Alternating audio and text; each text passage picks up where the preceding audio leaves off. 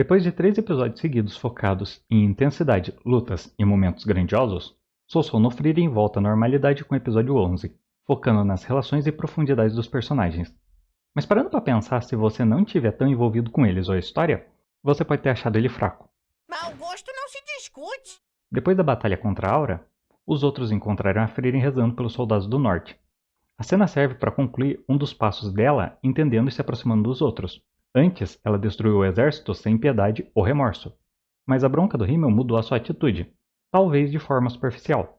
E as palavras da Aura fizeram ela entender de verdade o que você sente quando os mortos não são respeitados. Não destruir as armaduras não parece mais só respeito pelas almas controladas, mas também pelos vivos. Não deve ter sobrado muita coisa dos corpos para ser enterrados. Então recuperar e preservar tanto as armaduras quanto os brasões é algo muito importante para o povo. Mas não tão importante quanto esse belo close na bunda da Frieren, que podia acontecer com mais frequência. Você esqueceu que sou eu aqui, né, velho? Você esqueceu que sou eu aqui, né? Tanto a conversa sobre a recompensa quanto a despedida mostraram algumas coisas que valem a pena comentar. Na saída, o Conde menciona condições ruins de partes do norte, reforçando que mesmo com a derrota do Mao, nunca vai haver um felizes para sempre. A conversa também rendeu novos destinos e objetivo, a Cidade Mágica e uma licença de maga nível 1. E pode parecer estranha essa associação ainda não ter sido mencionada, mas alguém realmente ia regular missões desse nível? Não. Mesmo assim, a falta de informações sobre o mundo pode fazer algumas pessoas acharem que ele não foi bem construído. Mas o foco da história são os personagens, seu desenvolvimento e o que acontece com eles. Por isso, o mundo, suas leis e regras só têm destaque quando precisam. Tanto que o episódio não teve uma cena expositiva detalhando a associação ou a cidade. Só falaram o básico. E mudaram o foco para a piada da Frieren vivendo no próprio ritmo, que bate muito com o meu senso de humor. Quem liga? Também focaram um pouco na despedida. E caso você se pergunte por que só o criado se curvou para o grupo, mesmo que o Conde tenha uma dívida pessoal com a Frieren, ele ainda é um nobre e precisa manter a imagem. Considerando como essas leis parecem rígidas, e depois da Frieren explicar o seu pequeno trauma, faz ainda mais sentido ela tentar fugir 2 vezes e incorporar um saco de batata quando foi presa. O episódio também tem algumas cenas que valem a pena comentar por cima. Se o Stark não se feriu gravemente, mesmo depois disso, a armadura é para os fracos. O meta é se desviar e ter uma constituição incrível. Com certeza. Graças aos machucados, a gente viu a primeira imagem de um clérigo usando magia de cura. E seria muito melhor se a cena não fosse estática. É claro. Se a Frieren e a Fer conseguem comer um hambúrguer do tamanho da cabeça delas, e elas ainda andam ao invés de rolar, ou magia gasta muitas calorias, ou tudo acumulou onde realmente importa. O anime até insinua que esse é o caso da Fer. Mas no caso da Frieren, deve estar acumulando tudo na bunda. O anime precisa focar mais nela, só para eu ter certeza. Não há dúvida. Esse cara me lembra um tarado. Além do Grimório, o Conde deve ter dado algum dinheiro para eles. E você reparou que até agora a história não deu quase nenhum foco para isso? As cenas do aniversário do pequeno especial de fruta Jumbo dão a entender que o grupo não tem muito dinheiro, e faz sentido pela Frieren continuar pedindo grimórios e magias estranhas como recompensa, além de comprar besteiras. Então eu espero que a história foque os fundos dela. Safado! Como assim, cara? Eu tô falando das economias dela. Você só pensa besteira. O miserável é um retardado.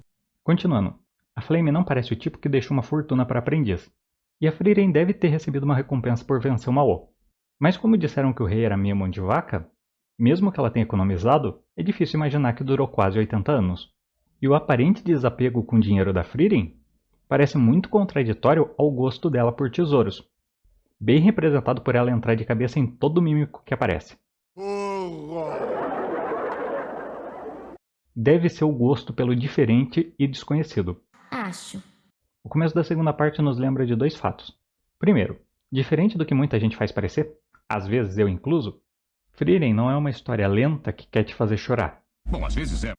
Mas o tom e estilo de cada episódio depende do que e como ele é contado. Por isso a segunda parte desse episódio tem tanta comédia e não parece distante, porque ele não perde a mão. Segundo o Stark. Ele vence! E vence! Morri. Mal elogia a resistência física e ele quase morre de frio. E nem teve desculpa dele vir de uma região onde o inverno não é muito rígido. Pareceu até piada. Que vergonha! Que vergonha! Não, é porque eu sou o escada! Bom, ele realmente é o alívio cômico do grupo.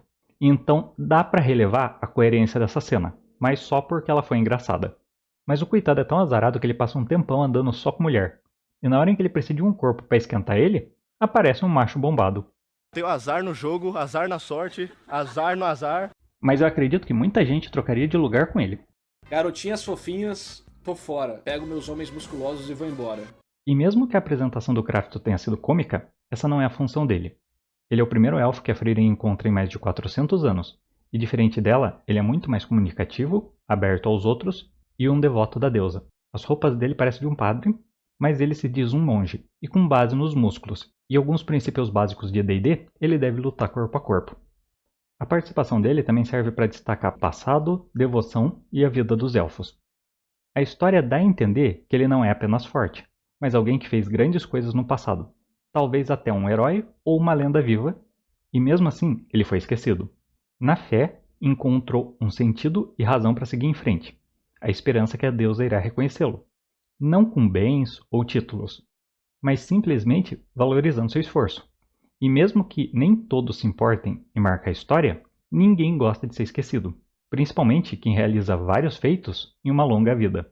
Quando o Craft fala que não sabe nada sobre a Frieren, a Fern diz que ela é uma heroína. Mas na visão dos elfos, os últimos 100 anos de vida não devem significar muita coisa. Ele não queria saber o que ela fez num tempo tão curto, mas o que ela fez ao longo dos séculos, e resumidamente, foi treinar. A própria Frieren, que não gosta de receber honras, quase aceitou o reconhecimento dele, mas no último momento recusou. Talvez num futuro distante, ela realmente sinta que precisa ser validada de novo. Mas agora ela não sentiu que precisava disso, por ter sido reconhecida por pessoas que ela mesma admirava, respeitava, conhecia. Mostrando muita maturidade por valorizar mais a opinião das pessoas que marcaram a sua vida do que de alguém que ela acabou de conhecer. Muito obrigado. E finalmente a história pode ter confirmado uma das impressões que eu tinha sobre a Frieren. Desde que eu vi ela comparando os peitos da Fern com os dela, eu tô pensando, a não ser que o corpo dos elfos continue se desenvolvendo mesmo depois de virarem adultos, ela ainda tem que ser uma elfa jovem para se preocupar com o desenvolvimento do corpo. O jeito e personalidade maduros dela devem ter vindo do trauma do passado e por ter convivido muito tempo com humanos, uma raça que se desenvolve rápido. Isso fez ela amadurecer muito em certos pontos, mas ainda ser irresponsável em outros. A história não deixa diferença de idade aparente só pelo Crafton falar que a Frieren era jovem e pela diferença de altura, mas também pelas marcas no rosto dele que devem ser um sinal de idade. Ou ela só é baixinha e o corpo tem volume modesto. Ah, é sim. No fim, o episódio não foi muito movimentado e também não precisava. Ele é um ótimo exemplo de por que Frieren é incrível. Você tem personagens muito bons e bem construídos, tendo interações legais, significativas e variadas, em uma história que te faz pensar e principalmente sentir. Então é totalmente aceitável que uma pessoa que não liga muito para essas coisas e começou a assistir Frieren por causa das cenas de luta, tenha ficado o episódio inteiro pensando: será que ninguém apanha nessa porcaria? Puta que pariu, moleque do caralho, filho de uma puta. Tem que matar uma porra dessa. Exagerei? Para essas pessoas, o episódio deve ter sido exatamente a mesma coisa que esse vídeo. Só mais uma memória inútil.